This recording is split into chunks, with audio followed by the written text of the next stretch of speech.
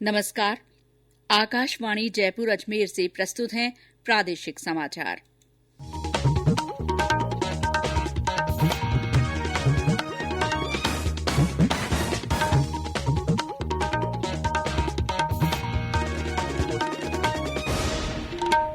मुख्य समाचार। मुख्यमंत्री अशोक गहलोत ने कोविड की स्थिति की समीक्षा की। महाराष्ट्र और केरल से आने वाले लोगों के लिए आरटी-पीसीआर जांच की नेगेटिव रिपोर्ट साथ लाना अनिवार्य। केंद्र ने ओटीटी प्लेटफॉर्म के लिए दिशा निर्देश और डिजिटल मीडिया आचार संहिता की घोषणा की। मुख्यमंत्री ने विधानसभा में कहा, सरकार क्रेडिट कोऑपरेटिव सोसाइटियों की धोखाधड़ी को लेकर गंभीर। राजस्थान माध्यमिक शिक्षा बोर्ड की परीक्षाओं का कार्यक्रम घोषित। 10वीं और 12वीं की परीक्षाएं 6 मई से। और प्रदेश में पारा चढ़ने से गर्मी का असर बढ़ा। फलौदी में दिन का तापमान 35.8 डिग्री सेल्सियस पर पहुंचा।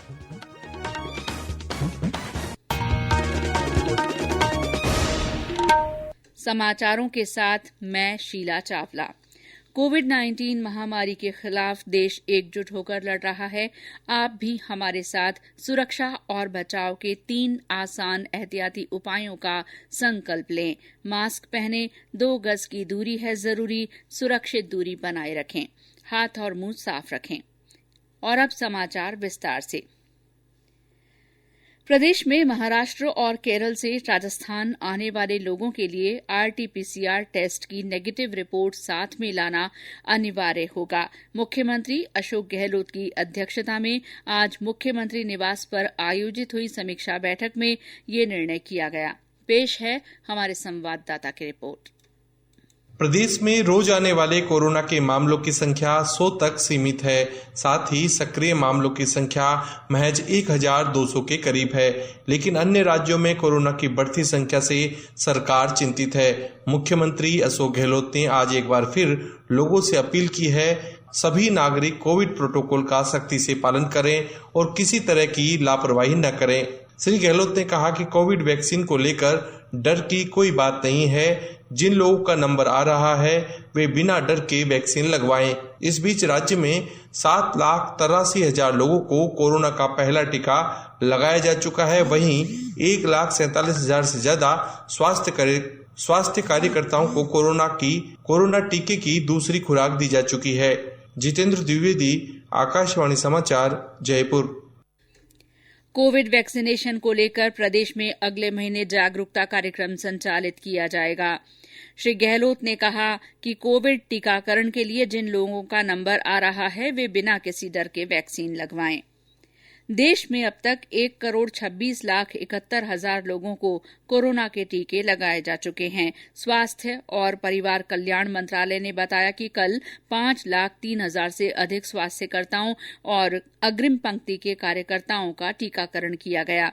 इस बीच कोविड से कल एक ही दिन में 11,799 रोगी ठीक हुए हैं। 1,07,38,000 से अधिक रोगी पहले ही स्वस्थ हो चुके हैं।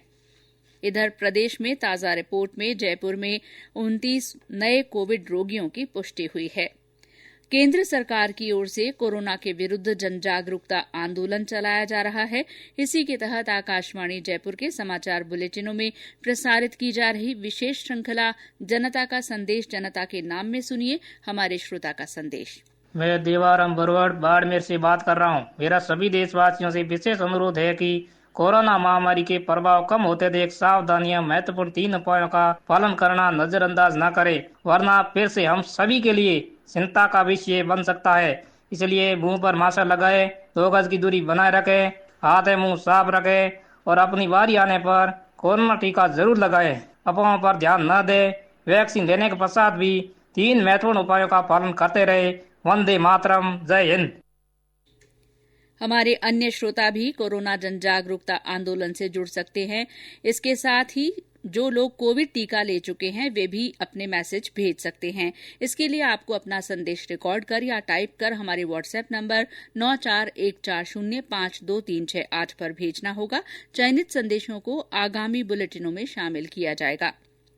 मुख्यमंत्री अशोक गहलोत ने कहा है कि सरकार क्रेडिट कोऑपरेटिव सोसाइटियों द्वारा उपभोक्ताओं के साथ धोखाधड़ी को लेकर गंभीर है और उनके खिलाफ कार्रवाई की जा रही है। उन्होंने आज विधानसभा में बताया कि इस मामले में एसओजी भी कार्रवाई कर रही है और मुकदमे दर्ज किए जा रहे हैं।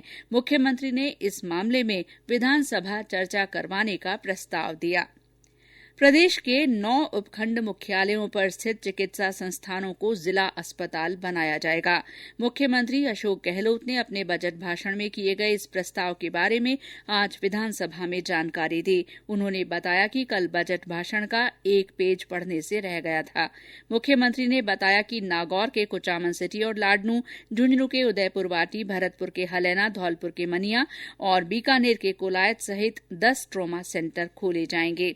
राष्ट्रीय स्वास्थ्य मिशन के अंतर्गत 11,000 प्राथमिक स्वास्थ्य केंद्र, शहरी प्राथमिक स्वास्थ्य केंद्र और उप स्वास्थ्य केंद्रों को हेल्थ एंड वेलनेस सेंटर के रूप में विकसित कर 12 तरह की विभिन्न प्राथमिक स्वास्थ्य सेवाएं चरणबद्ध तरीके से उपलब्ध करवाई जाएंगी। श्री गहलोत ने बताया कि 11,000 से ज्यादा कम्युनिटी हेल्थ ऑफिसर्स की भर्ती की जा रही है।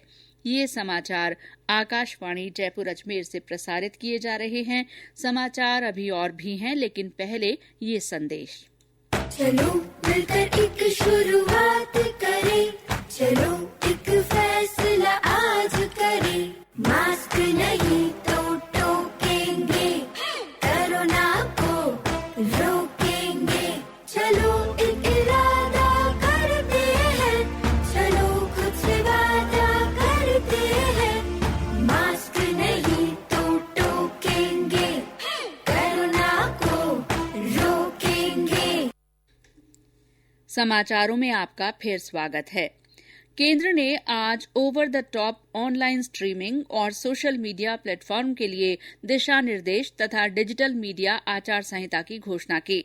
नई दिल्ली में संचार और सूचना प्रौद्योगिकी मंत्री रविशंकर प्रसाद ने मीडिया को बताया कि इन दिशा निर्देशों के तहत सोशल मीडिया प्लेटफॉर्म को शिकायतों के निपटान के लिए मुख्य अनुपालन अधिकारी, नोडल संपर्क व्यक्ति और एक रेजिडेंट शिकायत अधिकारी नियुक्त करना होगा। श्री प्रसाद ने कहा कि अब सोशल मीडिया प्लेटफॉर्म को आपत्तिजनक सामग्री के पहले प्रवर्तक का खुलासा करना होगा।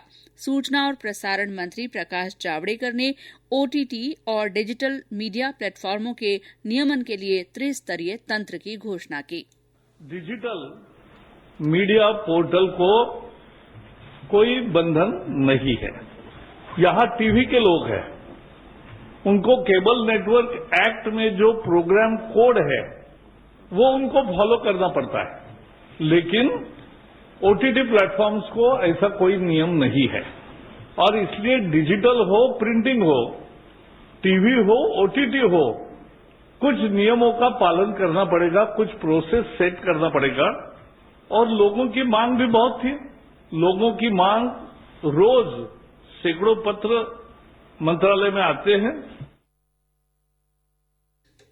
देश का पहला वर्चुअल राष्ट्रीय खिलौना मेला 27 फरवरी से शुरू होगा। ये मेला 2 मार्च तक चलेगा। आत्मनिर्भर भारत अभियान के तहत वोकल फॉर लोकल को बढ़ावा देने के उद्देश्य से ये मेला आयोजित किया जा रहा है। इसमें प्रदेश के विभिन्न जिलों से भी खिलौने बनाने वाली इकाइयां अपने खिलौने प्रदर्शित करेंगी। प्रधानमंत्री नरेंद्र मोदी आगामी रविवार को आकाशवाणी के मन की बात कार्यक्रम में अपने विचार साझा करेंगे। ये इस कार्यक्रम की 74वीं कड़ी होगी। राजस्थान माध्यमिक शिक्षा बोर्ड ने वर्ष 2021 की मुख्य परीक्षाओं का कार्यक्रम आज जारी कर दिया। बोर्ड अध्यक्ष डॉ डीपी जारोली ने बताया कि सीनियर सेकेंडरी परीक्षाएं 6 मई से शुरू होकर 29 मई तक चलेंगी, जबकि सेकेंडरी परीक्षाएं 6 मई से 25 मई तक होंगी। सेकेंडरी व्यावसायिक और प्रवेशिका परीक्षाएं भी उसी दिन से शुरू होंगी। जैसलमेर में चल रहे मरु महोत्सव के दूसरे दिन आज सुबह भव्य शोभा यात्रा निकाली गई। हमारे संवाददाता ने बताया कि आज शोभा यात्रा के अलावा विभिन्न प्रतियोगिताओं का आयोजन किया गया। जैसलमेर के विश्व विख्यात मरु महोत्सव के दूसरे दिन के आयोजनों की कड़ी में आज विविध प्रतियोगिताओं का आयोजन हुआ। मरु महोत्सव की सबसे अधिक लोकप्रिय व प्रतिष्ठापूर्ण मरुश्री प्रतियोगिता में कृष्ण कुमार को मरुश्री घोषित किया गया। वहीं मिस मूमल का खिताब लक्षिता सोनी के नाम रहा। शहीद पूनम सिंह स्टेडियम में पीतवर्णी 10,000 गुब्बारे आसमान में उड़ाकर मीलों दूर तक स्वर्णिम मरु महोत्सव की आभा का संदेश दिया गया। साफा बांधो प्रतियोगिता में जीवन सिंह, मूठ प्रतियोगिता में मुकेश कुमार ने बाजी मारी। आज रात्रि में गढ़सी सरोवर पर भव्य सांस्कृतिक संध्या सजेगी। ओमजी विश्रा, आकाशवाणी समाचार, जैसलमेर। और अब मौसम। प्रदेश में पारे में तेजी आते ही गर्मी का असर बढ़ गया है। रात का तापमान 10 डिग्री से ऊपर और दिन का तापमान 31 डिग्री या अधिक हो गया है। मौसम विभाग के निदेशक आर.एस. शर्मा ने बताया कि आने वाले दिनों में पश्चिमी विक्षोभ के असर से राज्य में मौसम में एक बार फिर बदलाव होगा। फिलहाल दिन का अधिकतम तापमान और रात का मिनिमम टेम्परेचर दोनों ही औसत से करीब 3 से 5 डिग्री सेल्सियस ज्यादा दर्ज हो रहा है। और आने वाले दिनों में यदि बात करें तो 28 फरवरी के आसपास एक पश्चिमी विक्षोभ उत्तर पश्चिमी भारत को प्रभावित करेगा और इसी सिस्टम की वजह से फिलहाल राजस्थान में टेम्परेचर जो है वो नॉर्मल से ऊपर दर्ज किए जा रहे हैं। जैसे ही 28 फरवरी और 1 मार्च के आसपास ये सिस्टम नॉर्थ वेस्ट इंडिया से क्रॉस करेगा तो 1 मार्च के बाद एक बार फिर से विंड पैटर्न चेंज होगा और देखेंगे कि 1 मार्च से न्यूनतम तापमान में करीब 4 से 5 डिग्री सेल्सियस की एकदम से गिरावट होगी। वहीं दिन के अधिकतम तापमान में भी 2 से 3 डिग्री सेल्सियस की गिरावट होगी। और अंत में मुख्य समाचार एक बार फिर। मुख्यमंत्री अशोक गहलोत ने आज कोविड की स्थिति की समीक्षा की। महाराष्ट्र और केरल से आने वाले लोगों के लिए आरटी-पीसीआर जांच की नेगेटिव रिपोर्ट साथ लाना अनिवार्य करने का फैसला। केंद्र ने ओटीटी प्लेटफॉर्म के लिए दिशा निर्देश और डिजिटल मीडिया आचार संहिता की घोषणा कर दी है।